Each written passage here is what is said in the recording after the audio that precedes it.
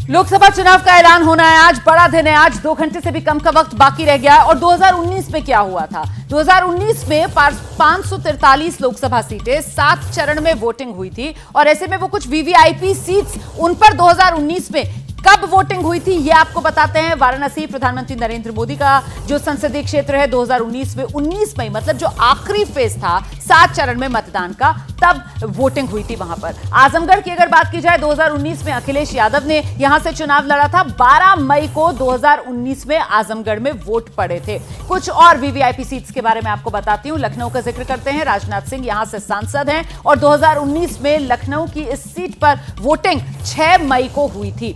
आइए आगे बढ़ते हैं। उत्तर प्रदेश की अमेठी सीट, राहुल गांधी वर्सेस स्मृति ईरानी वाला कड़ा मुकाबला यहां पर देखने के लिए मिला था। स्मृति ईरानी ने जीत हासिल की थी और 2019 में वोटिंग अमेठी में भी 6 मई को ही हुई थी। आगे बढ़ते हैं, बात सिकंदराबाद सीट की करते हैं और यहां से जी किशन रेड्डी बीजेपी के सांसद 2019 में 11 अप्रैल को सिकंदराबाद सीट पर वोट पड़े थे। कुछ और वीवीआईपी सीट्स, उनका भी आपको हिसाब किताब बता देते हैं। 2019 में इन वीवीआईपी सीट्स पर कब वोटिंग हुई थी ये आप देख रहे हैं। उत्तर पूर्वी दिल्ली के जो 7 सांसद सिटिंग एमपीज, उनमें से सिर्फ एक मनोज तिवारी हैं जिन्हें इस बार बीजेपी ने रिपीट किया है और इनकी सीट पर उत्तर पूर्वी दिल्ली में 2019 में 12 मई को वोट डाले गए थे। कुछ और वीवीआईपी लोकसभा सीटों में 2019 में कब वोटिंग हुई थी ये आपको बता देते हैं। पटना साहिब की सीट, रविशंकर प्रसाद बीजेपी के सांसद चुनकर आए थे। 2019 में वोटिंग वही लास्ट फेज में 19 मई को हुई थी। तो देखिए उत्तर प्रदेश हो, बिहार हो, अलग अलग फेजेस में इन बड़े राज्यों में वोटिंग हुई थी। और अब बात केरल की वायनाड सीट की, जहां से राहुल गांधी लोकसभा में पहुंच पाए थे। उस वायनाड सीट पर 2019 में 23 अप्रैल को वोट डाले गए थे। तो ये जो वीवीआईपी सीट्स है ना, इस बार 2024 पे इन वीवीआईपी सीट्स पर कब वोट डाले जाएंगे इस पर भी हमारी नजर है। दोपहर 3 बजे का इंतजार है जब चुनाव आयोग की तरफ से प्रेस कॉन्फ्रेंस की जानी है। और इस बीच देश के अलग अलग राज्य और उनका सियासी मूड एक एक कर आपके सामने रख रहे हैं। अब बात दिल्ली की करते हैं। लोकसभा की सभी 7 सीटें काफी अहम। बीजेपी ने 7 सीटों में 6 पर नए उम्मीदवार उतार दिए हैं और दिल्ली का ओपिनियन पोल क्या कह रहा है, सीधे आपको लेकर चलते हैं डेटा सेंटर शीरीन के पास।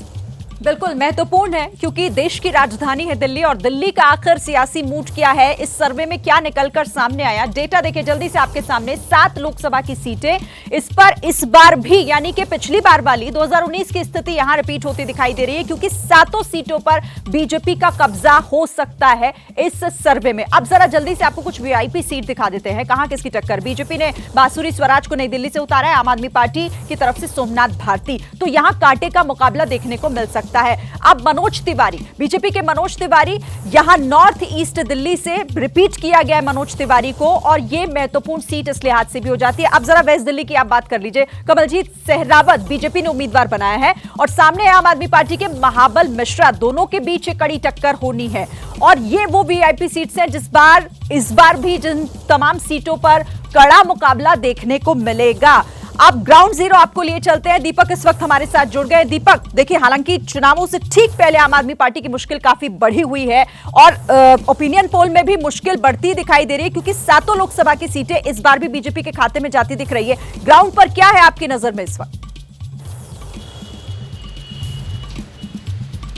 जी देखिए, जिस तरीके के सर्वे आए हैं उसका आकलन कुछ इस तरीके से भी आप कीजिए कि पिछले चुनाव में अगर दिल्ली की 7 सीटों की बात की जाए और जब कांग्रेस और आम आदमी पार्टी के वोट शेयर को आप मिला दें पिछले चुनाव में, तब भी जो बीजेपी का वोट शेयर था, बीजेपी के जो वोट मिले थे वो इन दोनों पार्टियों से ज़्यादा मिले थे, इनको जोड़कर भी। तो तब भी स्थिति ये थी कि मोदी के नाम पर, अब बीजेपी के कैंडिडेट के नाम पर कम सही, लेकिन मोदी के नाम पर एक बड़ा जो चंक था वो बीजेपी के साथ नजर आया। तो कुछ वैसी स्थिति इस वक्त ग्राउंड में भी नजर आ रही है। आप ये समझिए कि 3 सीटें, 7 में से 3 सीटों पर कांग्रेस चुनाव लड़ेगी और 4 पे आम आदमी पार्टी। आम आदमी पार्टी ने तो अपने कैंडिडेट घोषित कर दिए, लेकिन अभी तक कांग्रेस अपने कैंडिडेट के बारे में सोच ही रही है। अभी तक नाम अनाउंस नहीं किए गए हैं और आज घोषणा होने जा रही है। तो ऐसे में जो कैंपेन होना है, जो प्रचार प्रसार होना है, दोनों पार्टी का मिलकर साथ लड़ना है, तो उस प्रचार प्रसार में भी देरी होती जा रही है और आम आदमी पार्टी इसको लेकर काफी चिंतित भी है। बिल्कुल दीपक, जिस बात का जिक्र आप कर रहे हैं जरा जल्दी से जवाब लेते हैं ना। हमारे साथ कांग्रेस की तरफ से वीरेंद्र वशिष्ठ जी इस वक्त मौजूद है और उन्हीं से जानते हैं इतनी देरी उम्मीदवारों के नाम के ऐलान में क्यों हो रही है।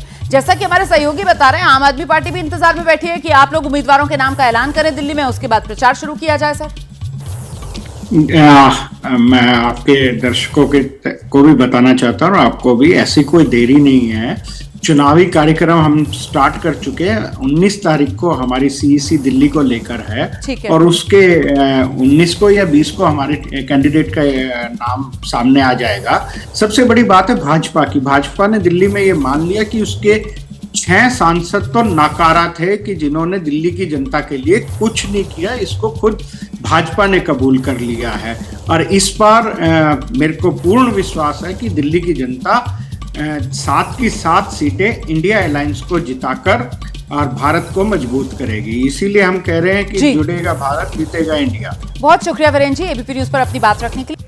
2024 लोकसभा चुनाव की तारीखों का ऐलान होना है और ऐसे में देश के हर एक सूबे की सियासी तस्वीर पर विस्तार से हम बात कर रहे हैं। दिल्ली को लेकर आइए, आंकड़ा आपको दिखा दिया है, अब जरा एक टिप्पणी लेते हैं। वरिष्ठ पत्रकार विनोद शर्मा जी स्टूडियो में हमारे साथ मौजूद हैं। सर, आपको क्या लग रहा है, अगर 2019 की बात की जाए, सातों की सातों लोकसभा सीटें बीजेपी का वोट शेयर 50% से ऊपर था। ओवरऑल भी बीजेपी 56%, कांग्रेस आपका वोट शेयर मिला दिया जाए 40%। इस बार आप और कांग्रेस के गठबंधन के बाद बीजेपी के लिए क्या मुश्किल हो सकता है ये चुनावी सफर? अनुपात में मुश्किल होगी, लेकिन ये काफ़ी हद तक डिपेंड करेगा कि आप में और कांग्रेस में कितना ताउन है, कितना कोऑर्डिनेशन है, और एक दूसरे को मदद करने की कितनी उनमें उत्सुकता है। बीजेपी जो है वो दिल्ली में इलेक्शन जो है उसकी बहस से कुछ मुद्दों को दूर रखना चाहेगी। जिन मुद्दों पे चैनल्स पे भी बहस नहीं हो रही आजकल, लेकिन सोशल मीडिया पे हो रही है, और उन मुद्दों के चलते मैं समझता हूँ भारतीय जनता पार्टी को थोड़ा कठिनाई हो सकती है। मिसाल के तौर पे जैसे इलेक्टोरल बॉन्ड्स की बात है, मिसाल के तौर पे जैसे सीएए पे डिस्कशन है, तो थोड़ी दिक्कत हो सकती है। लेकिन देखना यह है कि नैरेटिव क्या बनता है इलेक्शन में। बिल्कुल, और जो नैरेटिव अच्छा बनाएगा वो जीतेगा। लेकिन अरविंद केजरीवाल के पक्ष में वोट जा सकता है, कांग्रेस के पक्ष में वोट जा सकता है। उन लोगों का ये वोट डिवाइड नहीं होगा, ये कंसोलिडेट होगा। इसकी कंसोलिडेशन कितनी स्ट्रांग है बीजेपी के मुकाबले, उस पर सब डिपेंड करेगा। तो उस पर कहीं ना कहीं दिल्ली के जो नतीजे हैं वो निर्भर करेंगे। और ऐसे में आगे बढ़ते हुए अब जरा बताते हैं आपको छत्तीसगढ़ को लेकर जो पहले सियासी आंकड़ा है वो क्या उभर रहा है। डेटा सेंटर शीरीन से जान लेते हैं पहले। शीरीन। बिल्कुल रोमाना, छत्तीसगढ़ की सियासी तस्वीर किस तरह से उभर रही है, ओपिनियन पोल के आंकड़े क्या बता रहे हैं कि क्या हो सकता है नतीजों में, क्योंकि सर्वे के लिहाज से ये देखिए 11 लोकसभा की सीटें छत्तीसगढ़ में है और 11 की 11 बीजेपी के खाते में जा सकती है। सर्वे के मुताबिक कांग्रेस का खाता भी खुलता हुआ दिखाई नहीं दे रहा है और बीजेपी पूरी तरीके से क्लीन स्वीप करने की तैयारी में यहां पर है। लेकिन अब ग्राउंड पर आखिर इसे लेकर क्या इस वक्त कौतूहल लोगों के मन में है, सीधे जानने की कोशिश करते हैं। जेपी हमारे संवाददाता हमारे साथ जुड़े हुए हैं। जेपी, 11 सीटों पर बीजेपी कब्जा कर सकती है, सर्वे में यह सामने आ रहा है। लोगों से आपने बात की होगी, क्या कहना है उनका इन आंकड़ों पर? देखिए, लोकसभा चुनाव के आंकड़ों को लेकर हमने बात की कि जो सर्वे रिपोर्ट आई है उसके अलावा जिस तरह से बीजेपी का प्रदर्शन विधानसभा चुनाव में रहा, ऐसे में हम लोगों ने छत्तीसगढ़ के लोगों से बात की। उनका साफ तौर पे यही कहना था कि बीजेपी ने जिस तरह से महिलाओं और युवाओं MY फैक्टर के तहत काम किया है वही काम इस बार लोकसभा चुनाव में भी होगा। कहीं ना कहीं जो 11 की 11 सीटें जो है बीजेपी के खाते में जा सकती है। तो लोग भी कह रहे हैं कि कहीं ना कहीं मोदी फैक्टर जो है वो छत्तीसगढ़ में काम कर रहा है। राम मंदिर जैसे जो बड़े मुद्दे हैं, इसके अलावा जो 370 जैसे मुद्दे हैं वो छत्तीसगढ़ में एक बड़े मुद्दे बने हुए हैं। नक्सलवाद पे कहीं ना कहीं कंट्रोल किया गया है। छत्तीसगढ़ में अभी फिलहाल जो है बीजेपी की सरकार है। बिल्कुल जयप्रकाश फिलहाल बहुत धन्यवाद इस तमाम जानकारी के लिए। और इस बीच एक और बड़ी खबर आ रही है, दर्शकों को जरा जल्दी से बता देते हैं। आपसे कुछ देर पहले जो जानकारी मिल रही है उसके मुताबिक गायिका हैं अनुराधा पौडवाल, मशहूर सिंगर अनुराधा पौडवाल बीजेपी में शामिल हुई। अनुराधा पौडवाल जिन्होंने कई मशहूर गाने गाए हैं और पिछले काफी वक्त से खासतौर से भजन गायकी को लेकर अपनी एक अलग पहचान बनाई है, अनुराधा पौडवाल बीजेपी में औपचारिक तौर पर शामिल। तो लोकसभा चुनाव की तारीखों के ऐलान का दिन है आज। 1.5 घंटे से भी कम का वक्त बाकी रह गया है। 3 बजे चुनाव आयोग की प्रेस कॉन्फ्रेंस होनी है और इस बीच जो सियासी आर पार है, एक तरफ बीजेपी एनडीए मोदी की गारंटी को लेकर हुंकार भरता हुआ, दूसरी तरफ विपक्ष है महंगाई बेरोजगारी को लेकर सरकार की घेराबंदी करते हुए जाति जनगणना के मुद्दे को धार देने की कोशिश में। लेकिन कुल मिलाकर सियासी तस्वीर इस वक्त अलग अलग राज्यों की क्या उभर रही है, डेटा सेंटर आपको लेकर चलेंगे शीरीन के पास, और राजस्थान का जो सियासी समीकरण और गणित है वो जानते हैं जरा शीरीन। बिल्कुल मरुधरा, यानी राजस्थान की बात अब जल्दी से कर लेते हैं। और राजस्थान में ओपिनियन पोल के आंकड़े क्या बता रहे हैं, किसके लिए खुशखबरी और कौन निराश होने जा रहा है? सबसे बड़े ओपिनियन पोल में हमने इस सर्वे में राजस्थान की 25 सीटों का हाल जाना। और देखिए सर्वे क्या कहता है, क्लीन स्वीप बीजेपी को 25 की 25 सीटें मिलेंगी राजस्थान में और कांग्रेस का खाता भी नहीं खुलेगा। कांग्रेस के लिए यह निराशा भरी खबर है। और आइए आपको सीधे अब ग्राउंड जीरो पर भी लिए चलते हैं। मनीष हमारे संवाददाता जो राजस्थान की सियासत को बेहतर तरीके से समझते हैं। मनीष, सर्वे में तो बीजेपी के बल्ले बल्ले 25 की 25 सीटें बीजेपी के खाते में जाती हुई। बिल्कुल शिरीन, राजस्थान की बात करें तो अगर ये मोदी सरकार की हैट्रिक है तो राजस्थान में भी लगातार 25 सीटें जीतने की बीजेपी की हैट्रिक हो सकती है। राजस्थान की अगर हम वीवीआईपी सीट्स की बात करें तो 4 केंद्रीय मंत्री, जिनमें भूपेंद्र यादव को अलवर से प्रत्याशी बनाया गया है, गजेंद्र सिंह शेखावत, कैलाश चौधरी और अर्जुन राम मेघवाल, और इसके अलावा लोकसभा के स्पीकर ओम बिरला कोटा संसदीय सीट से। तो इन तमाम लोगों का जो एक कह सकते हैं हम सियासी भविष्य, वो राजस्थान तय करने वाला है। इस वक्त राजस्थान की अगर सियासी हलचल की मैं बात करूं तो यहां पर आया राम गया राम का सिलसिला लगातार चल रहा है। कुछ नेता आरएलपी छोड़कर कांग्रेस में गए तो दूसरी तरफ कांग्रेस और आरएलपी के बहुत से नेता आज बीजेपी में शामिल हुए। लगातार बीजेपी में लोगों के शामिल होने का सिलसिला चल रहा है। प्रचार की बात करें तो बीजेपी कांग्रेस के मुकाबले कहीं ज्यादा आगे दिख रही है, क्योंकि खुद प्रदेश अध्यक्ष समेत मुख्यमंत्री भजनलाल शर्मा, ये तमाम लोग राजस्थान के तूफानी दौरे कर रहे हैं और अपनी अपनी योजनाओं को कैसे जनता तक पहुंचाया उसका बखान भी कर रहे हैं। साथ ही साथ केंद्र में प्रधानमंत्री नरेंद्र मोदी का चेहरा है और उनकी सरकार की जो उपलब्धियां हैं उसको राजस्थान के तमाम मंत्री जनता के बीच बता रहे हैं। तो कहा जा सकता है कि राजस्थान में एक बार फिर 25 की 25 सीटें बीजेपी की झोली में जाती दिख रही हैं। बिल्कुल, हाल ही में विधानसभा चुनाव जिसमें बीजेपी को जीत और इसके साथ ही बीजेपी ने प्रदेश के अंदर एक तरीके से जो नेतृत्व परिवर्तन किया है उसका क्या असर देखने के लिए मिलेगा? जरा जल्दी से एक रिएक्शन लेते हैं। वरिष्ठ पत्रकार हमारे साथ यहाँ स्टूडियो में जो मौजूद है, अजय सेतिया सर का रुख करते हैं और ये बताइए आप कि राजस्थान 25 की 25 सीटें, 14 में जो हुआ, 19 में जो हुआ, 24 में भी ओपिनियन पोल का आंकड़ा कह रहा है वही होने जा रहा है। तो कांग्रेस वर्सेस बीजेपी स्थिति है क्या? देखिए, ये आपका जो ओपिनियन पोल है ये असंभव नहीं है, 25 की 25 हो सकती हैं। मुझे ऐसा लगता है कि एक सीट है नागौर जिसमें मुकाबला हमें देखने को मिल सकता है बेनीवाल वर्सेस ज्योति मिर्धा का। हाँ, अदरवाइज तो कहीं मुकाबला मुझे दिखता नहीं है, क्योंकि आप देखिए जब भी विधानसभा चुनाव होते हैं उस विधानसभा से करीब करीब डबल वोट हो जाता है बीजेपी का।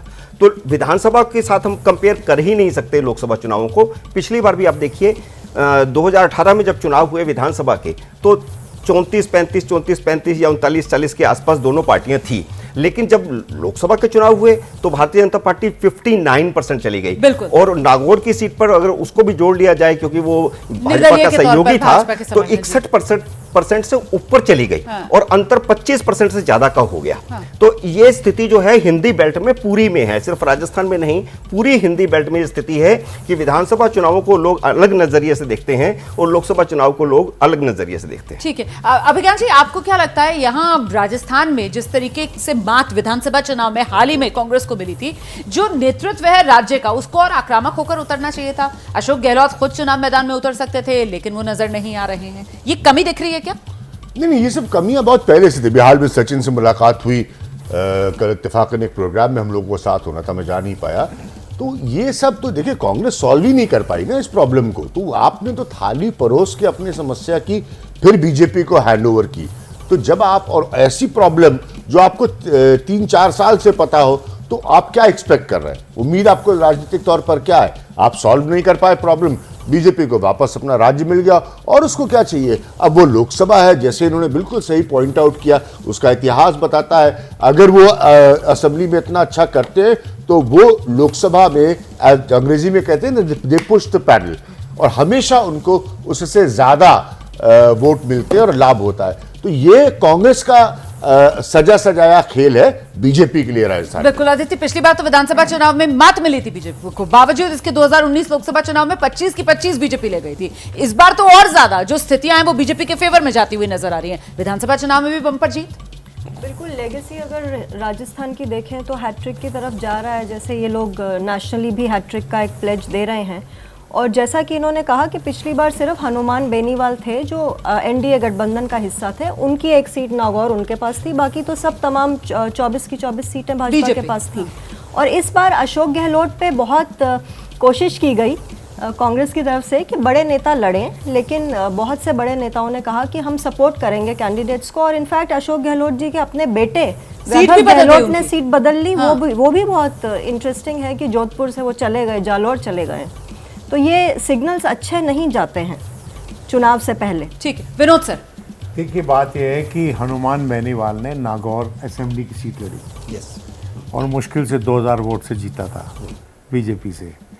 अभी जो 23 में इलेक्शन असेंबली के इलेक्शन हुए हैं, मेरा ये मानना है कि जिस पूरी तरह से कांग्रेस पिछले असेंबली इलेक्शन में हारी थी, पिछले से पिछले, उतनी बुरी तरह से इस बार नहीं हारी है।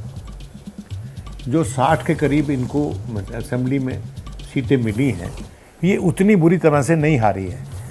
सारा इस बात पे निर्भर करेगा, सारे दारोमदार इस बात पे होगा कि कितने ताउन से, कितनी कोऑर्डिनेशन से सचिन और गहलोत लड़ते हैं, लड़वाते हैं इलेक्शन। ये दोनों खुद मैदान में नहीं उतरे, लेकिन इन लोगों के डिस्ट्रिक्ट्स बांट दिए गए हैं और ये देखना यह है कि इनके ज़ाती जो साख है वो दाव पे लगी हुई है। ठीक है। और मेरा ये मानना है कि इस बार इतना मुकाबला एक तरफा नहीं होगा। हालांकि एडवांटेज बीजेपी है, ठीक है, लेकिन वेदर बीजेपी की लैंडस्लाइड है, जिसे आप लोग कहते हैं सुपड़ा ही साफ हो जाएगा कांग्रेस का, उतना मुझे व्यक्तिगत तौर पे अभी नहीं लग रहा। ठीक है, जो 14 में हुआ, जो 19 में हुआ, आपको लग रहा है कि वैसा शायद 24 में ना हो। हाँ। लेकिन ये नर्वसनेस नहीं दिखाता है कांग्रेस की कि जोधपुर की अगर बात की जाए, मुख्यमंत्री का अपना इलाका वहां पर, पूर्व मुख्यमंत्री का अशोक गहलोत का अपना इलाका वहां पर आता था, उनका बेटा, और वो अपनी सीट बदल देता है, वो दूसरी जगह उम्मीदवार बनाया जा रहा है जालौर में जाकर। सेठिया साहब आ रही हूँ सर, आ रही हूँ सेठिया साहब। देखिए ऐसा है कि कांग्रेस डिमोरलाइजेशन की स्थिति में है, ठीक है, और अशोक गहलोत और सचिन पायलट में कोई तालमेल नहीं है और होने की संभावना भी नहीं लगती है। सही बात, होने की कोई संभावना नहीं लगती। उन दोनों में आपस में कोई तालमेल नहीं है, वो एक दूसरे को मात देने की कोशिश में लगे हुए हैं और जब तक ये इकट्ठे नहीं होंगे, ये मुकाबला करने की स्थिति में किसी सीट पर भी नहीं हो सकते। जी अभी 20 सेकंड में, क्योंकि इत्तेफाकन मैं उस दिन शहर में था जब ये खबर आई, फंक्शन में बोलने गया था मैं, तो आप यकीन नहीं मानेंगे कि एक अर्बनाइज जगह है लेकिन जयपुर राजनीतिक तौर पर बहुत सक्रिय रहता है। इतना रिएक्शन हुआ है इस बात का कि अशोक गहलोत के लड़के को अपनी सीट बदलनी पड़ी, तो इतना तेज वो रिएक्शन गया है कि इतनी कमजोर स्थिति में कांग्रेस है आज की तारीख में। ये वाला कोऑर्डिनेशन तो सब जानते हैं सचिन पायलट और अशोक गहलोत का ना हुआ है ना आगे होने वाला है, लेकिन सबसे बड़ा मैसेज जो गया है वो गहलोत के लड़के के सीट बदलना। नहीं बिल्कुल, यही मैं जानना चाह रही थी कि वैभव गहलोत की जिस तरीके से सीट बदली गई है, इससे क्या नेगेटिव मैसेजिंग ग्राउंड तक पेनिट्रेट हुई है, जिस बात का जिक्र अभी उनका अपना क्षेत्र है। हाँ। अशोक गहलोत वहीं से जीतते रहे और वहीं के रहने वाले, सरदारपुरा से जीतते रहे, बड़े मार्जिन से जीतते रहे, और उनका बेटा एक नहीं 2 बार चुनाव वहां लड़ चुका है, हारा भी है दोनों बार। और इसलिए सीट बदलने का मतलब यह है कि आप वहां सीट जीतने की स्थिति में है ही नहीं। तो इसलिए आप सीट बदल करके जा रहे हैं और वहां आप बिल्कुल नए हैं, वहां आपकी स्थिति बिल्कुल भी नहीं बनती है।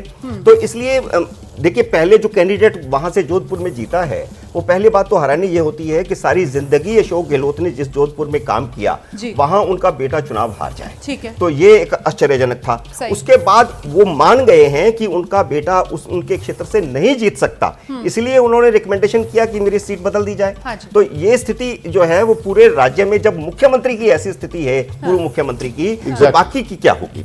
कांग्रेस की तरफ से यहाँ पर कोई विजडम भी नहीं दिखाई गई कि आप साथियों के साथ किस तरीके का कोई गठबंधन कर छोटे दलों के साथ खुद को एक मजबूत स्थिति में ला पाए, इस तरीके की कोई रणनीति वहां पर भी चूक गई कांग्रेस? बिल्कुल, जैसा कि बाकी पैनलिस्ट कह रहे हैं कि असेंबली इलेक्शन के टाइम से ही ये हुब्रीज चल रही है कांग्रेस में, ये गठबंधन और कोऑर्डिनेशन गहलोत और पायलट में नहीं बन पा रहा है और उनका मन मुटाव सबको पता है, ऐसा नहीं है कि it is an open secret in the Congress also. दूसरी बात यह है कि सब कुछ कांग्रेस के लिए भी निराशाजनक नहीं है रोमाना, क्योंकि राहुल कांसल जो एक इम्पोर्टेंट सांसद थे बीजेपी के, टिकट ना पाने की वजह से वो भी कांग्रेस में आए हैं।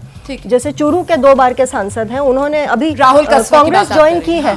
तो लेकिन वैभव गहलोत का टिकट बदल लेना एक डिमोरलाइजिंग इफेक्ट तो है ही। नेचुरली आप अपनी सीट बदलेंगे तो क्या मैसेज जाएगा? बिल्कुल, और ऐसे में वो बीजेपी के लिए जो कहा जा रहा था कि साहब कहीं ना कहीं वो जाट वर्सेस राजपूत वोटर, वो वाला मामला कहीं भारी ना पड़ जाए, क्या उसको हम पूरी तरीके से नजरअंदाज कर रहे हैं क्या? उस पर भी मैं आगे आऊंगी, लेकिन इस बीच नेहा सिंह राठौड़, आप जानते हैं फोक सिंगर हैं, हमारे सहयोगी अभिषेक उपाध्याय से खास बातचीत की है नेहा सिंह राठौड़ ने। नेहा सिंह राठौड़ कह रही हैं कि अगर उत्तर पूर्वी दिल्ली से उनको चुनाव मैदान में उतरने का मौका दिया जाता है तो फिर वो मनोज तिवारी के खिलाफ चुनाव लड़ने के लिए तैयार हैं। सुनिए। हमारे साथ में नेहा सिंह राठौड़ हैं, इस समय दिल्ली में हैं और वो दिल्ली में हैं, उनका दिल्ली में होना इस चुनाव के वक्त में ये भी अपने आप में चर्चा का विषय बना हुआ है। आप दिल्ली में हैं, एक बात ये है, और दूसरी बात ये है कि आप आजकल मनोज तिवारी का बड़ा जिक्र कर रही हैं अपनी पोस्ट में, और आप इस समय दिल्ली में हैं, चुनाव सर पर है, क्या है कहानी, क्या है?